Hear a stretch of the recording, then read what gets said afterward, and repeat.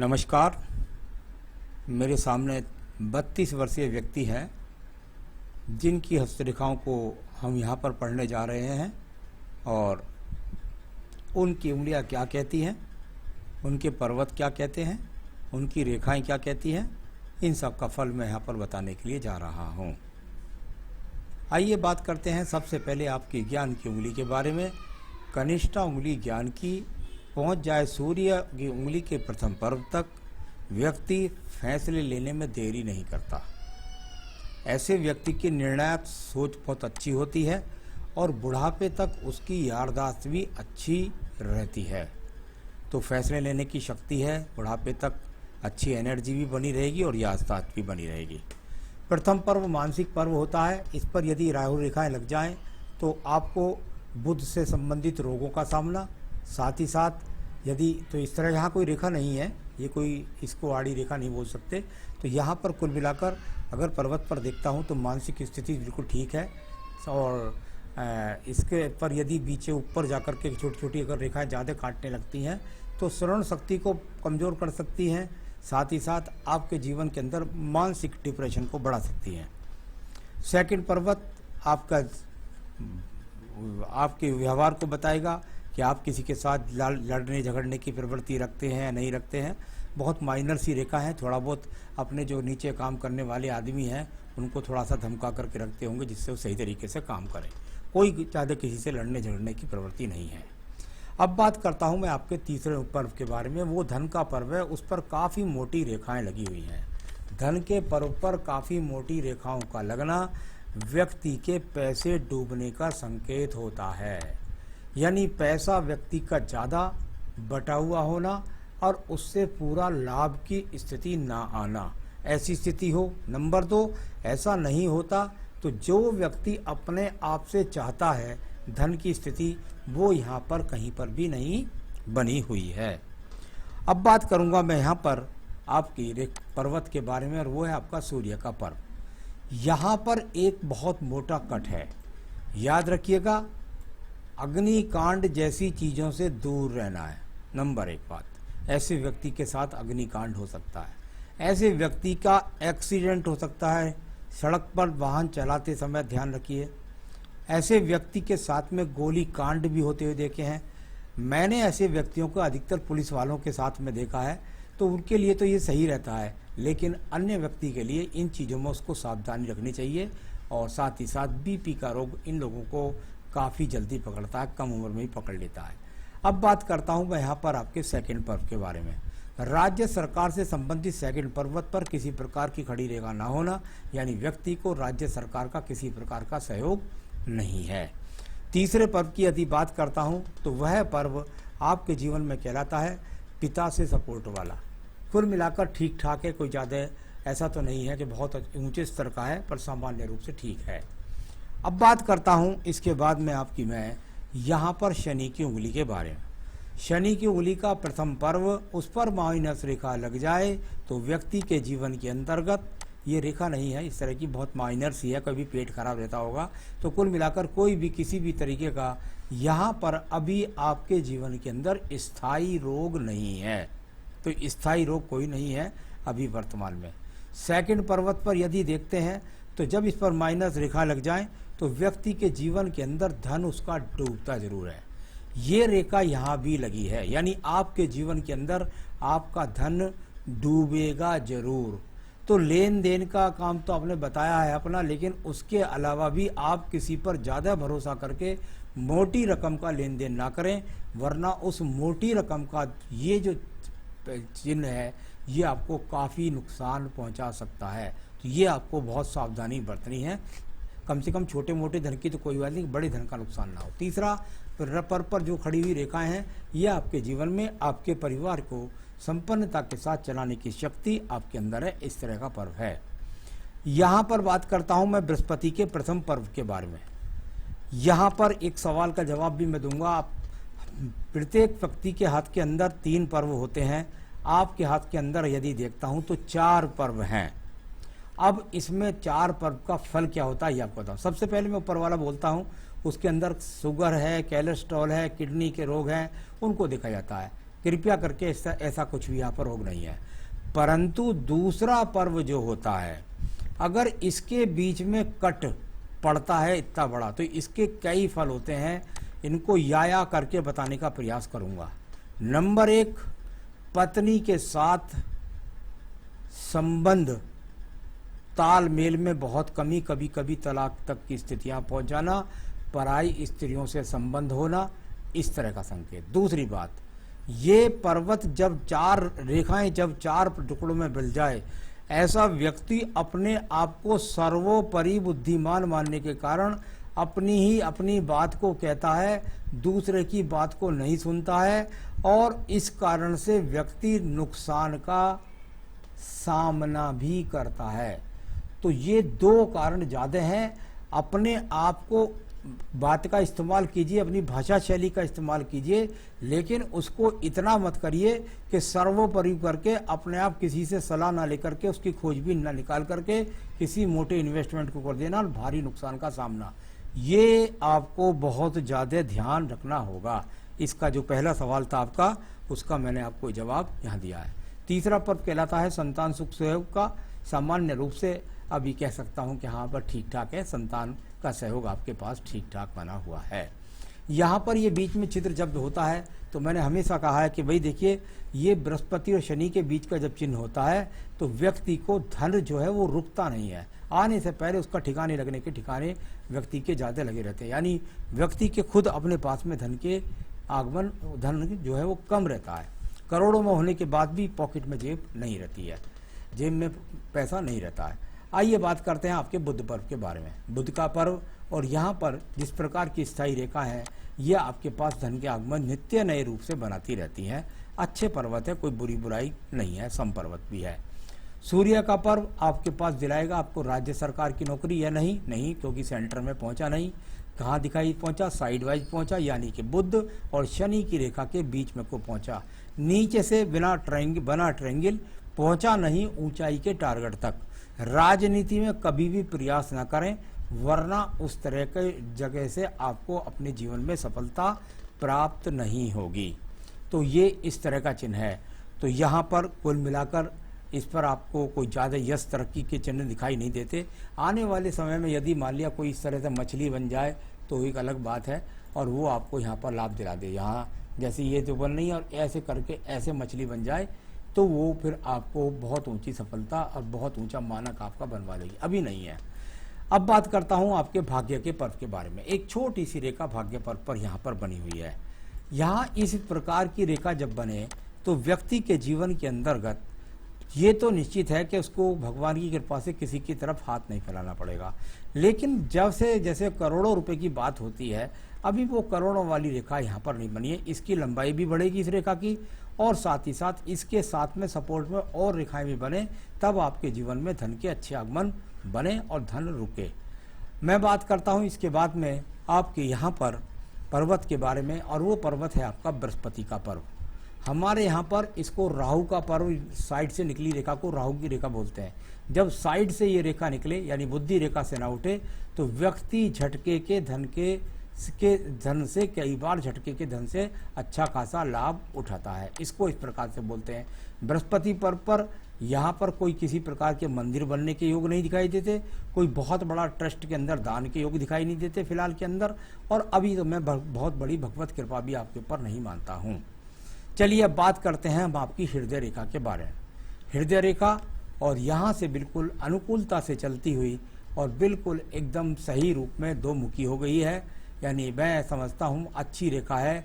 इसमें किसी प्रकार का कोई रोग नहीं है, किसी प्रकार सा कोई मन के अंदर कोई भ्रांति या किसी प्रकार के सपने नहीं पालते हैं, और किसी के बहुत ज़्यादा काम नहीं आते हैं और कोई आपके ज़्यादा काम नहीं आता है।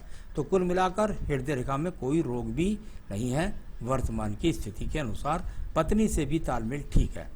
अब बात करता हूं मैं इसके बाद में आपकी मंगल रेखाओं के रूप में। कर्म रूपी मंगल रेखाएं और यहाँ से अच्छी खासी दिखाई देती हैं। देखिए, जब कर्म रूपी रेखाएं व्यक्ति के पास होती हैं तो व्यक्ति कर्म में विश्वास रखता है, भाग दौड़ भी करता है। सूर्य पर्व तक, शनि पर्व तक आयु रेखा को काटती भी है। जिंदगी में, जीवन में आयु में काट के रेखा चले, आदमी अपने जीवन के अंदर रिस्क भी लेता है और आगे बढ़ करके काम भी करता है। तो कुल मिलाकर कर्म रूपी रेखाएं यहाँ मंगल पर्वत पर ठीक ठाक विराजमान हैं। आइए बात करता हूँ मैं यहाँ पर आपकी एक और रेखा के बारे में, और वो है बुद्धि रेखा। ये स्पष्टता से आपकी बुद्धि रेखा चली। इसमें से अचानक आपके जीवन के अंदर एक दूसरी रेखा का उदय हुआ, और वो रेखा जाकर के यहाँ से जाकर के यहाँ दूसरे पर्व की तरफ चली गई। एक बुद्धि रेखा ये गई, एक बुद्धि रेखा यहाँ से गई। एक सामान्य जीवन आपने दूसरी तरफ से किया। सबसे पहले बोलूँगा आयु रेखा का मुख का खुला होना। जब आयु रेखा ऐसी मुख की खुली हुई होती है तो ऐसा व्यक्ति अगर वकील हो तो अच्छा काम कर लेता है, यदि वाणी से कुछ खेलने वाला काम है यानी कि दलाली का काम है तो उसे अच्छी तरीके से खेल लेता है। तो ये तो किस हुई बात ये खूबी। लेकिन जब जब खुली रेखा होती है तो ऐसा व्यक्ति जल्दबाजी में गलत निर्णय लेकर भी नुकसान उठाता है, तो उसका आपको ध्यान रखना है। दूसरी बुद्धि रेखा जो है आपकी, वो समानता के साथ अनुकूलता से चलती है, यानी ये कहती है कि मैं अब आपके जीवन में आपको समझा दूंगी कि जीवन किस तरह से संचालित होता है। आप गलत निर्णय नहीं लेंगे और उसके बाद समानता से अपने जीवन को सही तरीके से लाइन पर ले आएंगे। तो ये अच्छी ऊपर वाली बुद्धि रेखा, नीचे वाली थोड़ी डाउन भी हो गई है और थोड़ी मुख खुली से चली है, तो वो आपके जीवन में थोड़ा सा गलत निर्णय के कारण नुकसान अभी तक आपके दीवान दिखाई होगी, बाद में और अच्छी श्रेष्ठता दिखाएगी। चलिए अब बात करता हूँ द्वितीय मंगल पर्वत के बारे में। देखिए यहाँ पर मुझे काफ़ी दूषित रेखाएं दिखाई देती हैं। जब इस तरह की दूषित रेखाएं ज़्यादा हों तो झगड़े का, झंझट का, कोर्ट का, कचहरी का, मुकदमे का सामना इस तरह का व्यक्ति का हो जाता है। तो इन चीज़ों से आपको सावधान रहना है। आइए बात करते हैं इसके बाद आपके चंद्र पर्वत के बारे में। चंद्र पर्वत को यदि मैं देखता हूँ तो यहाँ पर ये रेखाएं कुल मिलाकर आपके जीवन में जरूर आपको दूर स्थानों के भाग दौड़ कराएंगी रोजाना, और यदि आपस में मिल गई सारी जो शुक्र रेखा से आ रही है तो उस समय पर आपको विदेश यात्रा भी कराएगी। ऐसा कहीं ना कहीं लगता है कि आपने अपना पासपोर्ट बना के रख लिया हो और जीवन में आप विदेश भी जाना चाहते हो या विदेश जाएं। आइए बात करता हूँ इसके बाद आपके पास व्यापारिक रेखा के बारे में। व्यापारिक रेखा बुध रेखा बहुत ही मजबूती के साथ में बनी हुई है। इसमें कुछ भागदौड़ के साथ तो सूर्य से इन्वॉल्वमेंट करती है, तो कुछ व्यापार ऐसा भी होता है जिसमें व्यक्ति भागदौड़ का काम इन्वॉल्वमेंट कर लेता है। कुल मिलाकर के यहाँ पर ये वो रेखाएं हैं जो बताती हैं कि आप व्यापार से अपने जीवन के अंदर सफलता प्राप्त कर लेंगे।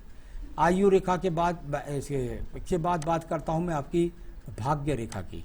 भाग्य रेखा दो मुखियों को चली, कुछ सपोर्ट अपने पाप से किया, कुछ सपोर्ट परिवार से लिया, और उसके बाद ये रेखा सीधी जा कर के इस प्रकार से चलती हुई जा रही है। इसको मैं 35-37 वर्ष तक लगभग पढ़ूंगा, क्योंकि उससे आगे की रेखाएं अभी बहुत आपकी बननी बाकी हैं। तो ये इस तरह से आपके पास भाग्य रेखा वर्तमान में ठीक है, इसमें कोई बुराई नहीं है ज़्यादा। अब बात करते हैं इसके बाद आपके शुक्र पर्व के बारे में। शुक्र पर्व संसाधनों का पर्व, और संसाधनों के पर्व पर यहाँ पर जरा ज़्यादा जाली पड़ी हुई है। कुल मिलाकर अभी संसाधनों के प्रति आपका आकर्षण और भी ज़्यादा है। जो जीवन आपका है उसमें अभी आप और लग्जरियसता लाना चाहते हैं। आयु रेखा की बात करता हूँ। आयु रेखा और बहुत ही मजबूती के साथ कवर रेखा भी इसके साथ लगी हुई है, यानी ये रेखा आयु रेखा लगभग आपके जीवन में 80 वर्ष तक जाएगी, क्योंकि नीचे इसके कवर रेखा लगी हुई है। तो ये सब यहाँ पर आपकी सारी रेखाओं के बारे में बताया। सवालों के लिए मुझे अलग अलग इन्वॉल्वमेंट पर जाना पड़ेगा। अंगूठे का प्रथम पर्व, यहाँ पर जब ये प्रथम पर्व पर ये कट का निशान लग जाए तो ये अच्छा चिन्ह नहीं होता। प्रथम पर्व पर इस प्रकार के कट का लगना व्यक्ति के जीवन के अंदर कुल मिलाकर के लग्जरियसता या स्त्रीलिंग की तरफ ज़्यादा आकर्षित करता है। तो इस बात का थोड़ा सा चरित्र के प्रति सावधानी रखनी है। सेकंड पर्व तर्क शक्ति का होता है, उस पर बहुत काट पीटने की रेखा है, बहस करने की प्रवृत्ति काफ़ी व्यक्ति की होती है। तो ये इस तरीके से यहाँ पर रेखाएं, संतान रेखाएं पत्नी के हाथ से ज़्यादा अच्छी तरह देखी जाती हैं। आपने कहा 10 साल से उपन्यास लिखना चाह रहा हूँ, लिख नहीं पाता हूँ। मेरे साथ लिखना शुरू करने वालों की किताबों पर मूवी भी रिलीज हो गई है, तो क्या लिखने के लक्षण मेरे अंदर नहीं हैं? चलिए बताता हूँ। जहाँ मैंने इसको रोक लिया था, इसीलिए जहाँ मैंने आपकी तर्जनी उंगली पढ़ी, तर्जनी उंगली के और अगर आप देखेंगे तो 4 हिस्सों में डिवाइडेड हो गई। इसकी पावर होती है 3 हिस्सों में। हो गई कितने में? 4 में। 4 का मतलब यदि बारिश पानी पड़ रही है ऊपर से, तो आपके जीवन के अंदर ये जो 3 पहलू बनाए हैं ये सबके लिए ठीक है। लेकिन जब ये पहलू 4 हो जाएं तो आपको ये ग्रहण शक्ति में कमी करेंगी। यानी वही चीज जो है अगर 4 बाधाओं के पास सबको सही संपन्न तरीके से मिलती है, तो आपको एक एक्स्ट्रा बाधे के बाद, एक एक्स्ट्रा बाधा के साथ ही साथ ऐसा व्यक्ति, देखिए आपको भले ही बुरा लगे, ऐसा व्यक्ति सोचता ज्यादा है, करता कम है, टारगेट को पूरी तरीके से नहीं निभा पाता, चाहे वजह उसकी कुछ भी हो। ये कारण आपके जीवन में रहा, जिसके कारण आप अपने टारगेट को लेकर चलते होंगे, 2-4 पेज लिखते होंगे, उसके बाद फिर भ्रमित हो जाते होंगे, फिर रुक जाते होंगे। तो ये कमी है आपके पास में, इसमें कोई शक नहीं है। इसका उपाय भी होता है, अगर आप करेंगे तो फिर आपका ये सब चीज़ें आपके जीवन में कम हो जाएंगी। अपनी उम्मीदों में जितना इनकम है वैसे इंसान की अपेक्षा ज़्यादा होती है, लेकिन लाखों कमा कर बच नहीं पाता। आपके बीच में तो वो छिद्र बना हुआ उंगली के बीच में, तो वो तो निश्चित रूप से आपके पास रुपया तो करोड़ों में, तो मुझे भी हाथों में दिखाई देता है, लेकिन वो कुल मिलाकर आपकी जेब में नहीं है। तो चलिए, इसकी चिंता की ज़्यादा बात नहीं है, हाथ की रेखा इतनी खराब नहीं है। ब्याज का जो काम करते हैं व्यवसाय का, चलिए वो आपका अपना व्यवसाय है, कोई भी काम करते हैं आप, अच्छी बात है। ट्रांसपोर्टिंग और कोल व्यवसाय में भी थोड़ा थोड़ा कैपिटल लगाए हैं। ट्रांसपोर्टिंग का तो मुझे काम थोड़ा बहुत ठीक लगता है, कोल का काम मुझे कुछ आपका ज़्यादा, कुल मिलाकर ये दोनों काम में मुझे कोई ज़्यादा मुनाफे के संकेत नज़र नहीं आते। तो मैं समझता हूँ कि जो आपका पैसे का ब्याज लेन देन का काम है, उसे आप प्रैक्टिकली रूप से जैसे शाखाएं खोल करके या कोई बैंकिंग कार्यक्रम के द्वारा किसी तरह का अगर उसको करेंगे तो ज़्यादा, फाइनेंस का काम तो वो ज़्यादा आपका सही रहेगा। तो फाइनेंस के तरीके को देखिए, आपको किस तरीके से बढ़ाना है, वो आपका ज़्यादा अच्छा लगता है।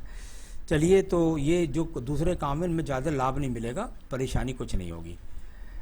यहाँ पर विवाह के बारे में आपने पूछा है, हाँ तो मैं आपको लिए बता देता हूँ, खुशखबरी है आपके लिए। ये 2023 से तक आपका विवाह हो जाएगा निश्चित रूप से, तो ये इसकी चिंता मत करिए। मैं तो समझता हूँ शायद अब की बार जो डेट आएगी उसमें ही आपका विवाह संपन्न हो जाएगा। कोई बीमारी आ सकती है क्या हाल फिलहाल के वर्षों में? अभी यहाँ पर कोई बीमारी दिखाई नहीं दे रही, तो मैं इतना बताना भी नहीं चाहूँगा। देखिए, आपके लिए सबसे पहले मैं बताऊँ, आपको पुखराज नहीं पहनना है, आपको पुखराज नहीं पहनना है। आपको यहाँ पर ओम ब्रह्म बृहस्पते नमः, ओम ब्रह्म बृहस्पते नमः, ये छिद्र की तकलीफ को और साथ ही साथ आपको अपनी निर्णायक क्षमता बढ़ा करके धन के आगमन को बनाने के लिए आप उपन्यास 4 लिखेंगे तो आपका मन भ्रमित नहीं होगा।